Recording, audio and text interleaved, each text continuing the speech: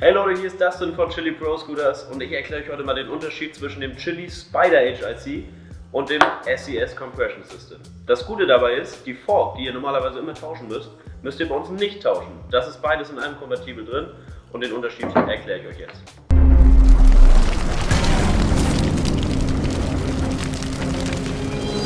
Anfangen tun wir mal mit dem Spider HIC. Ich habe alle Einzelteile hier liegen und baue das ganze System für euch zusammen. Alle Sachen, die ich nicht brauche, packe ich erstmal beiseite. Wir haben nämlich gleich noch das SES-System.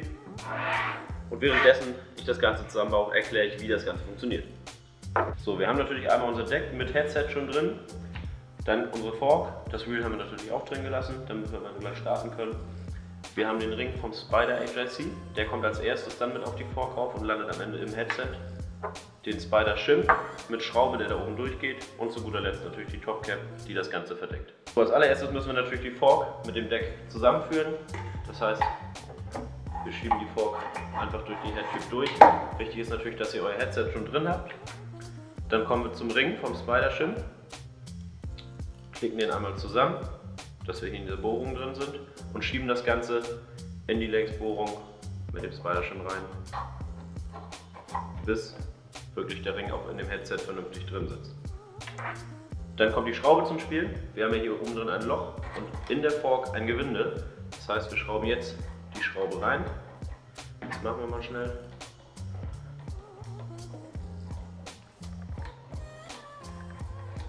So, jetzt seht ihr, wenn ich jetzt festziehe, ist die Schraube gegen den Spider Shim. Der Spider Shim drückt in das Headset rein und zieht somit automatisch, da wir ein Gewinde in der Fork haben, die Fork hoch und drückt das Ganze zusammen.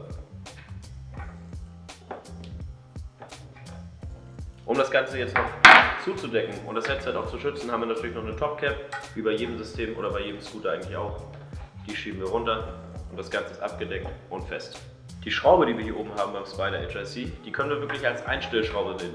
Das heißt, nehmen wir sie ordentlich fest, ist das Compression System natürlich ordentlich zusammengedrückt und somit auch das Headset.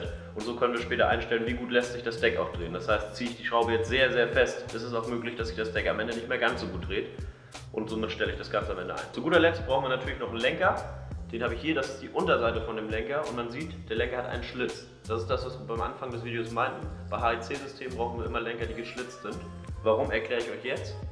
Wir machen die Klemme rauf.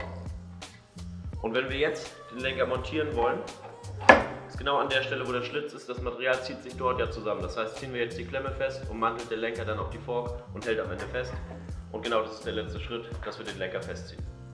So Leute, das war das Spider HIC und ihr habt wahrscheinlich gleich gemerkt, Lenker und Klemme brauchen wir erstmal gar nicht, damit dieses System so wie es hier steht auch wirklich zusammenhält. Und das natürlich dank unserem Spider Shim.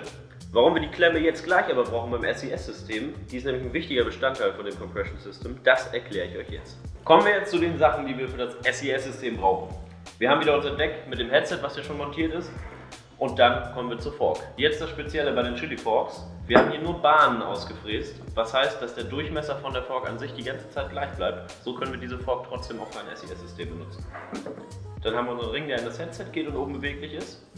Und zu guter Letzt natürlich die SES-Klemme, die hier sehr wichtig ist, denn die Fräsungen in der Klemme sind verschieden. Im unteren Bereich ist der Durchmesser ein bisschen geringer und somit haben wir hier drin eine Auflagefläche, wo dieses Plättchen dann reinkommt und wir mit der Schraube in die Fork reindrehen und das ganze System zusammenhalten. Dann beginnen wir wieder mit der Fork und dem Deck, die wir erstmal zusammenführen. Headset ist ja schon drin, ganz wichtig.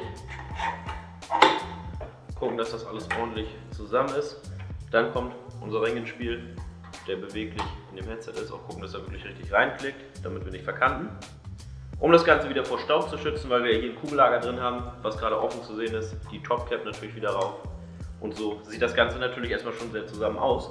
Allerdings hält das ja so noch nicht, denn jetzt kommt die SES-Klemme ins Spiel. Und wie wir eben erzählt haben, wegen den Bohrungen hier drin. Dadurch, dass der Durchmesser ja unten etwas schmaler ist, haben wir hier drin eine Auflagefläche, wo unser Plättchen, was wir jetzt hier rein tun,